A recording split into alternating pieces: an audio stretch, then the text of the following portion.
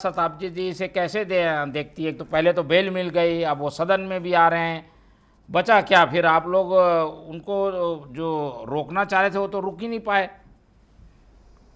मोहन जी, सबसे पहले तो ये स्पष्ट कर देना चाहती हूँ कि कवासी लखमा को सीमित और सशर्त न्यायिक सशर्तों के आधार पर विधानसभा में अनुमति दी गई है और यह अनुमति दिया जाना ही यह परिलक्षित करता है कि लोकतंत्र का संतुलन किस तरीके से हमारे विधानसभा अध्यक्ष जी ने बनाया।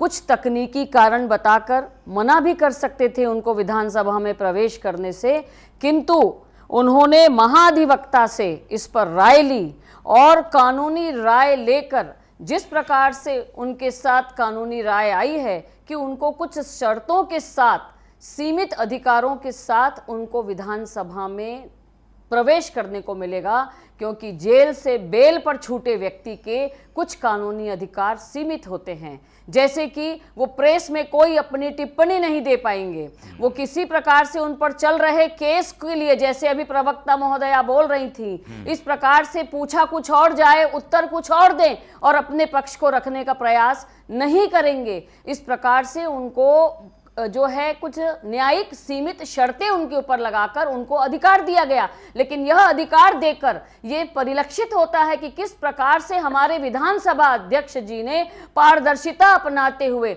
एक लोकतांत्रिक संवैधानिक संतुलन बनाने की कोशिश की है। न कि कांग्रेस की तरह, आप देख लीजिए इनका इतिहास, इमरजेंसी से लेकर आप झारखंड मुक्ति मोर्चा से लेकर छत्तीसगढ़ में पिछली कांग्रेस की सरकार के समय किस तरह 144 धारा लगा देते थे, किस तरह रोकने का प्रयास करते थे, संवैधानिक अधिकारों का दुरुपयोग करते थे। लेकिन भारतीय जनता पार्टी की सरकार अपने संवैधानिक अधिकारों का दुरुपयोग न करते हुए महाधिवक्ता से इस पर अनुमति लेकर और उनसे राय लेकर इनको अनुमति दी गई है। इसकी इनको खैर मनानी चाहिए, न कि इस प्रकार की बातें करनी चाहिए। और ये क्या दहाड़ेंगे? जो खुद जेल से बेल पर छूट के आए हैं, दहाड़ने के लायक बचा क्या है इनके पास में?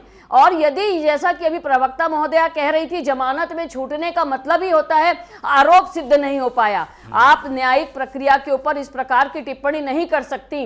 यदि आरोप सिद्ध नहीं हो रहे होते तो न्यायालय इस प्रकरण को खारिज कर सकता था, पूरा अधिकार था न्यायालय के पास, लेकिन प्रकरण खारिज नहीं हुआ। इसका मतलब कि अभी और बाकी है इसमें न्यायिक प्रक्रिया। इस पर किसी प्रकार की टिप्पणी किसी को नहीं करनी चाहिए। तो बेल पर छूटे हुए व्यक्ति को इतनी खैर नहीं मनानी चाहिए, अपने नियंत्रण में रहना चाहिए।